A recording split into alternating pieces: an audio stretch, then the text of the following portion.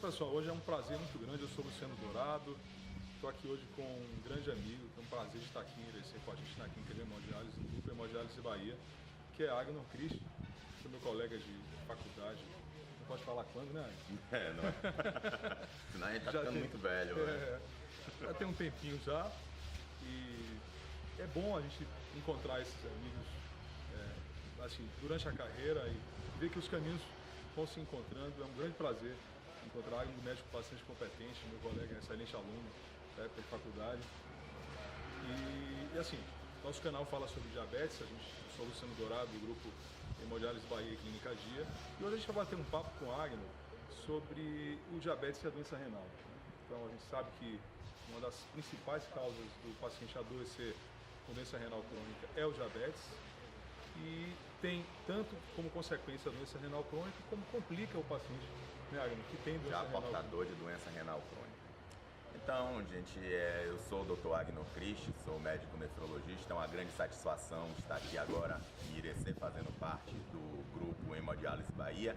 Eu já faço parte do grupo na cidade de Jacobina há um bom tempo, é uma grande satisfação estar aqui me apresentando a vocês e vamos discutir aqui, bater esse bate-papo de uma forma informal, até para poder gerar esclarecimentos iniciais para que todos possam estar entendendo e dirimir qualquer dúvida.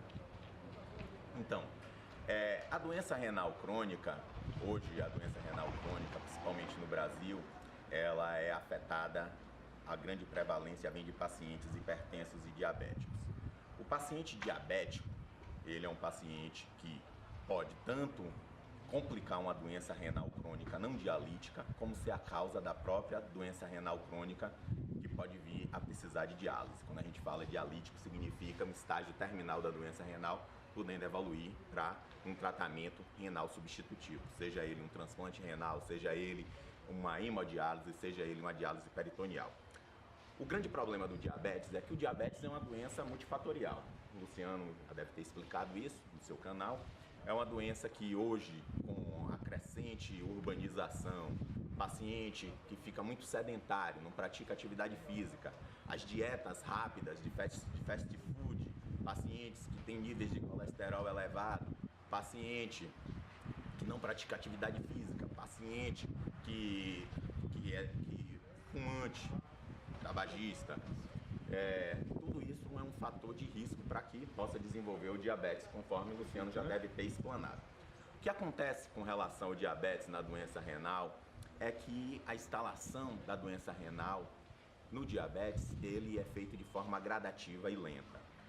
Precisa-se aí no mínimo 10 anos para que seja instalada a doença mãe, a doença renal mãe causada pelo diabetes, que é conhecido como nefropatia diabética. A nefropatia diabética é uma doença silenciosa. Ela é dependente exatamente da falta de controle glicêmico desses pacientes diabéticos, em torno principalmente dos primeiros 10 anos, e isso vai complicando a função renal de tal forma que começa a aparecer uma coisinha chamada albumina na urina, é o estágio de microalbuminúria. Todo paciente diabético, já no momento do diagnóstico, tem que ser encorajado a fazer um examezinho chamado microalbuminúria, uma microalbuminúria isolada, para a gente ver qual é a situação desse rim com relação à perda de proteína e está estadiando ele em relação à influência do diabetes no rim, em que estágio de nefropatia diabética esse paciente se encontra. Então, o que você está falando é que, assim, o paciente que tem diabetes, né, no diagnóstico de diabetes, que já pode ter alguns anos que ele tem diabetes, exatamente, no momento do diagnóstico, ele já pode ter algum grau de doença renal, por conta disso precisa dos seus cuidados de prevenção. Exatamente. Você comentou aí da questão do fast food, eu queria que você falasse um pouco do consumo de sódio, né, na alimentação mais comum hoje. Certo. O que acontece com o sódio, a sobrecarga de sódio e também de proteína, é importante falar isso. Então, o que acontece é que essas dietas rápidas, os fast foods, a alimentação não balanceada, você gera um aporte de sódio, e o sódio por si só, ele causa uma elevação da pressão arterial. Diabetes e pressão estão, na maioria das vezes, em mais de 90% dos casos, relacionados, um piorando o outro. Então,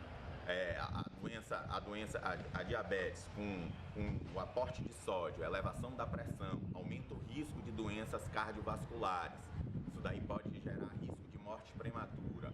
Além disso, o aporte de alimentos ricos em proteína gera uma sobrecarga renal. O rim é o órgão responsável pela excreção dos subprodutos do metabolismo da proteína. Então, a gente tem um jargão na nefrologia que a gente fala o seguinte: quem mais trabalha, mais cansa. Então, um rim que recebe um aporte muito grande de proteína, ele vai trabalhar mais para estar eliminando esses subprodutos, essa sujeira do sangue. Quanto mais trabalha, mais cansa e gera falência renal. Outro cuidado que a gente tem que ter é com o uso indiscriminado de anti-inflamatórios. Hoje, o acesso a anti-inflamatórios é feito de forma indiscriminada, o acesso é fácil, o paciente é fácil esse acesso, então o anti-inflamatório ele causa lesão renal direta. Isso daí pode piorar a sua função renal. Lembrando sempre que o rim é um órgão muito resistente, ele para dar sinais de que cansou, de que a doença se instalou, ele precisa perder pelo menos 70% de sua função, de 70% a 80% de sua função para começar a aparecer sintomas. Então, é uma doença que na maioria do seu curso é silenciosa e o paciente pode ter pego de surpresa já com uma doença renal em estágio avançado instalada. É uma curiosidade, é importante explicar para a população. Hoje mais cedo eu vi você vendo as pernas dos pacientes, vendo o grau de edema, né, de inchaço das pernas da senhora. Então eu lembro que recentemente eu atendi no consultório uma senhora com uma glicemia bastante elevada, com bastante edema de membro inferior, que já tinha mais de 10 anos de diabetes, sempre muito descompensada, e que não usava insulina porque achava que era furada e tudo mais. Então, difícil, tá? Difícil. Então, um recado para quem começa, essas pacientes idosas e pacientes também, que começam a ter inchaço nas pernas e acham que é pela própria idade, né? Isso tem relação com doença renal? Tem.